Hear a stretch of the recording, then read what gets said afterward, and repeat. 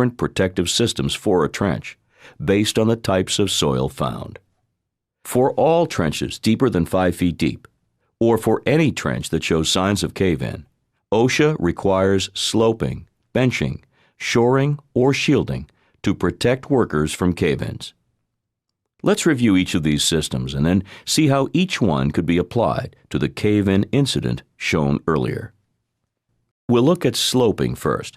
Sloping protects workers by cutting back the sides of the trench so the sides slant away from the trench. OSHA's rules identify the degree of slope allowed for each of the different soil types.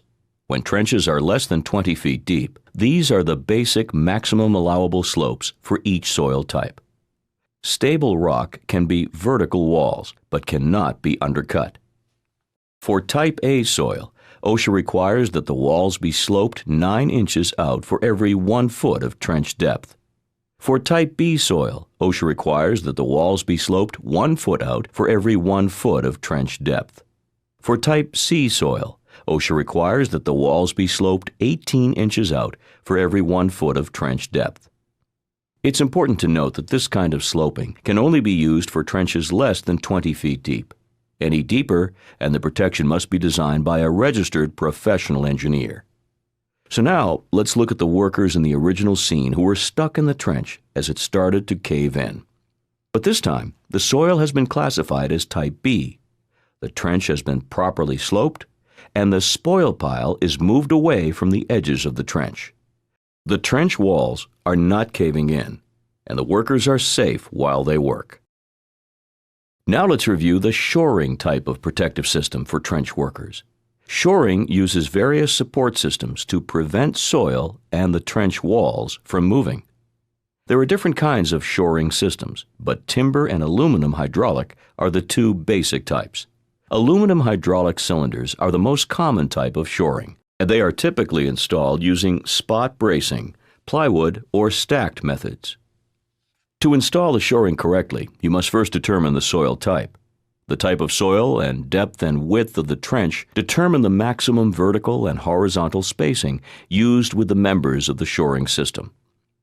If we use our example of a 3-foot wide, 10-foot deep, 40-foot long trench in Type B soil, the shoring system being installed would need to include 12 strong aluminum vertical shores, with 6 on each side of the trench. These shores, also called rails, will be connected by hydraulic cylinders every 8 feet along the length of the trench. A hand pump pressurizes the hydraulic cylinders until they fit tightly within the rails. Now that the shoring is in place, let's look again at the workers in the trench at the beginning of the video. As before, the workers are laying a sewer pipe into the bottom of a trench. But now the shoring system prevents the trench walls from caving in and keeps the workers safe. Sloping and shoring are ways to protect the sides of the trench so they don't cave in. Now let's talk about shielding, which is a way to protect the workers when they're inside the trench. Shielding involves using trench boxes, also known as trench shields, or other supports to protect workers inside a trench from collapsing soil if a cave-in occurs. The competent person should pick a trench box that is right for the soil type and all other site conditions. A trench box has 2 large plates, which are held apart by 4 horizontal cross members. These plates, or shields, must be between the sides of the trench and the work area. The shields are strong enough to protect workers inside from a soil collapse. The shields can be 2 feet above the bottom of the trench as long as they can support the entire depth of the trench and there's no caving under or behind the shield. The top of the shield should extend at least 18 inches above the level of any materials that could cave into the trench. Trench boxes are typically used in open areas, but they can also be used with the sloping methods discussed earlier. So let's see how a trench box could have saved the workers that we saw at the beginning of the video.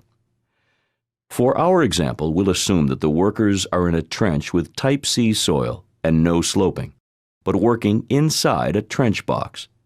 This time, as the workers lay the sewer pipe into the bottom of the trench, they are protected from any possible cave-ins. This example shows the importance of employers following OSHA's excavation standards to ensure that workers are provided with a safe workplace. These types of construction deaths are preventable. The trench cave-in prevention measures shown here